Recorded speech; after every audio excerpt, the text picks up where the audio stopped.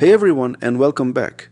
This video is part of a series to introduce my basescatter tool that you can download on Fab or my Gumroad page. Links are in the description below. You can use the basescatter tools for making your environments in Unreal Engine.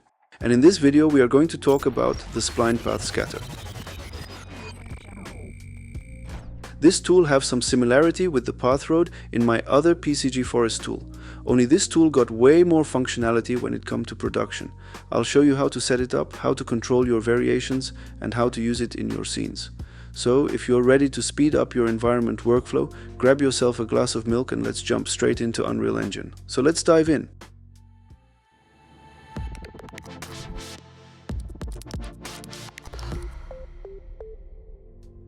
So you can get this tool from Fab or from my Gumroad page. Download it or add it to your own project. And before we start, we have to enable some plugins in the engine to get it to work. I made a demo level with a text board to show you which plugin you need for these tools. So go to plugins and type in PCG and enable the standard PCG and the geometry script interop. You see that I have my plugins already enabled, but if you enabled them for the first time, then you have to restart the engine. But before we restart, we type in also patch and look for the landscape patch plugin and enable this as well, and then restart the engine. And after the restart, we can use the SplinePathScatter. So first we are opening a new level to work in. You can create a new level. I have mine level already set. When opening the level, we can start with making a landscape and a lighting setup. I have the ultra dynamic sky in my level, but you can also use the default lighting of Unreal as well. Let's go to the basescatter folder in your content browser and search for the SplinePathScatter blueprint. Drag that into your level, and we see a spline with meshes similar to the path road in my PCG forest generator, only it has more functions to work with. If we select the blueprint and go to the details panel, we have more settings to explain. So for a detailed explaining on the basics, you can take a look at my path road tutorial. For now, I'm going through some of these settings to start off. You can drag the spline points in position to make the spline longer and make it curve.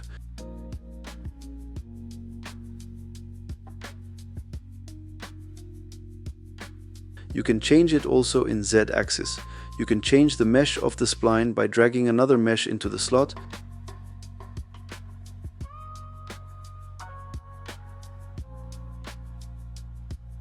You can change the distance between the objects and change the start offset and end offset.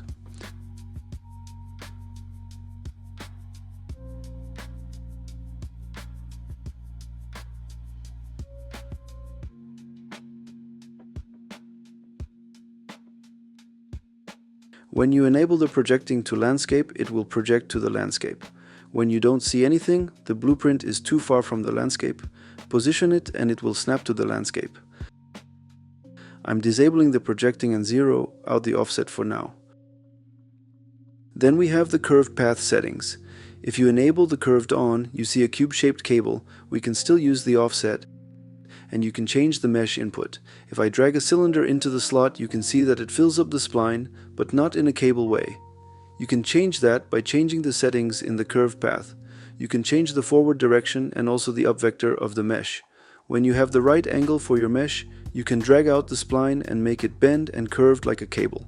When we enable the project to landscape, it will attach to the landscape as well. So that's the curved settings when you want to have a clean cable spline or just an abstract spline to work with. Let's clear this for now and insert a cube again. Next is the transform settings. Here you can change the position of the spline object and you can make these random as well.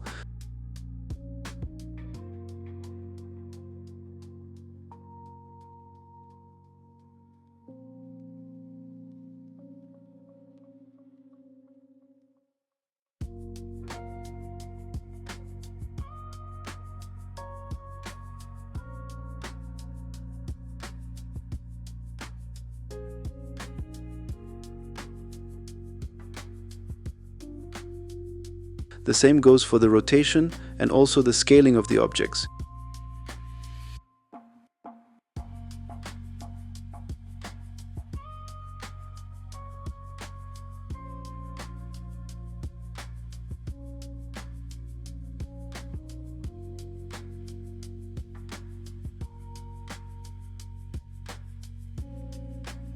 You can use uniform scaling or scaling the objects individual and make it random as well.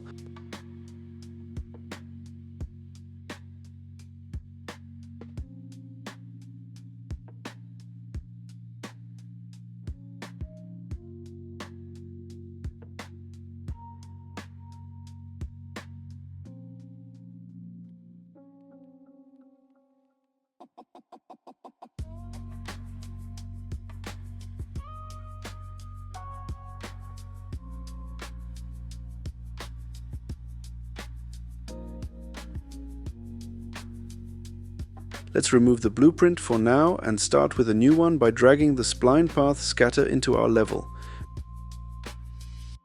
Make the spline a bit longer and let's take a look at the other settings. There are some new settings called Create Path Items. If we open this, you can see that there is by default already an item placed. If we remove this one, then we can start by placing our own path item by clicking the plus icon. By default, it has a pole mesh next to the path road on both sides. Let's make the panel a bit bigger to see the settings better. You can change the mesh, of course. Let's drag this cylinder in to see what this does. You can change the interval of these objects along the spline.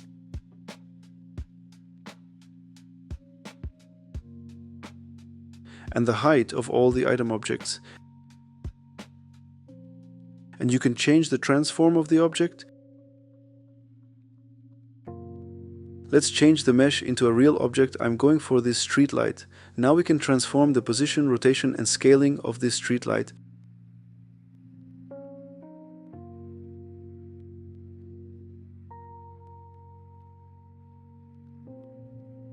And if you have the transform the way you want it, we can make the spline longer and it will adapt to the rest of the spline, as you can see. I'm changing my view to see what I'm doing.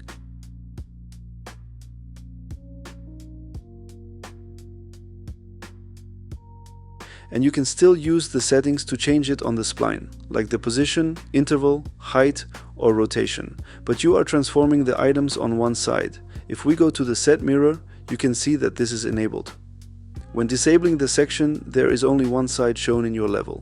So it's mirroring your objects. We enable the mirroring again and go to the spline.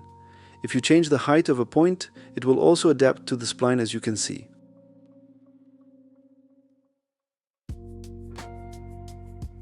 By using the keep vertical, the object will be straight on the height of the spline.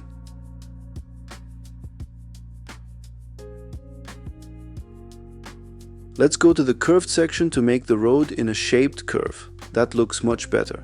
And now we go back to the street lights we just created and change the offset of these lights. So you change the position of every item on your spline.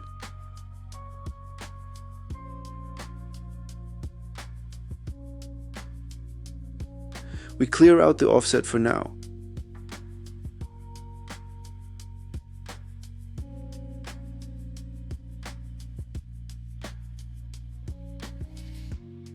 Let's remove the streetlights and drag in a cylinder. You can also change this to a curved item when you enable the curved item. And in the bottom of the settings, you can see the direction and up vector of this curved item. You can play with these settings to get your look that you have in mind. And you can also use the path items multiple times in your blueprint. There are enough possibilities to create something that fits your ideas.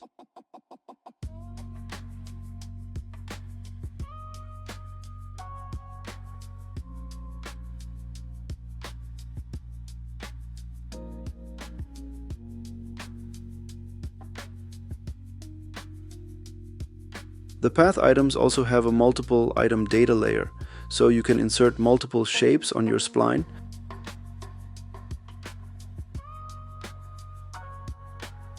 And you can also insert the mega plants as well to create trees along your road or just a spline path of trees. If you are using these mega plants, don't forget to enable the procedural vegetation plugin and enable the nanite foliage in your project settings.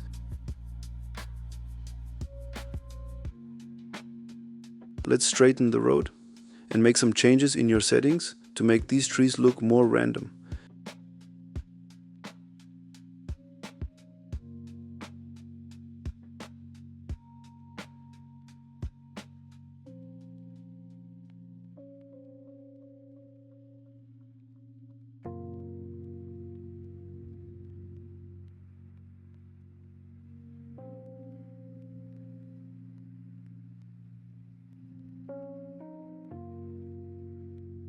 and in just minutes we have a nice path of trees. I'm closing the path item for now and start fresh again by dragging a new SplinePathScatter blueprint in my level. And I'm going to explain the last two features of the spline path because we have two more settings in the bottom: create sculpt region and create bridge. Let's create a sculpt region by clicking the plus icon. If you are using this for the first time, it will show a pop-up in your screen saying you want to use patches in your landscape. Select the patches and click complete. It looks like nothing happens, but if you change the position of the spline path in height, it will start to change your landscape. We can change the spline and make it bigger by dragging the points. If you look at the settings, you can change the region of sculpting. When you enable the indicators, you can see where on the spline you are starting the changing of the landscape and where it ends.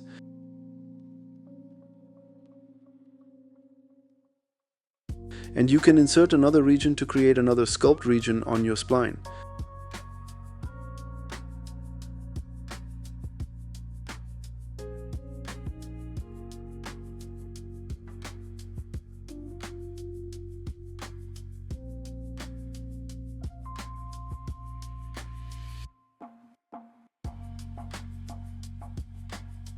This could be handy in case of making a bridge, of course.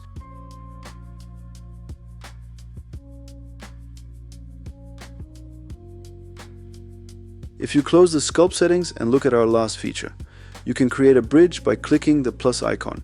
It will create a bridge base and the settings look similar to the sculpt region. You can change where the bridge starts and where it ends, so you can use the sculpt region and the bridge section to quickly make overpasses on your spline.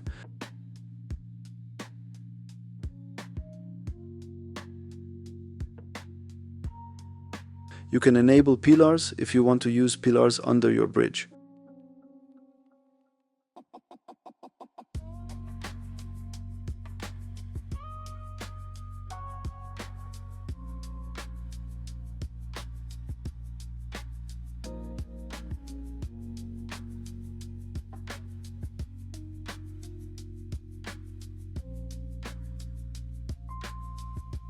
You can straighten them out and also have the possibility to create a cube or cylinder-shaped pillar.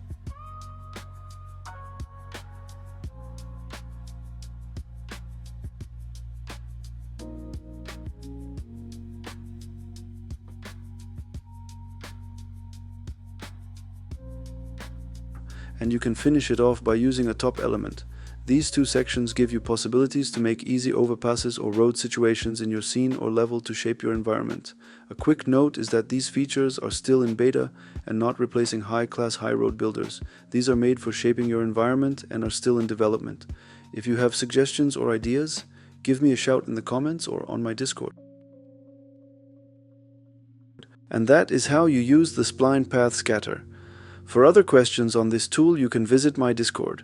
This tool can be a quick and easy way in making path structures for your own environment.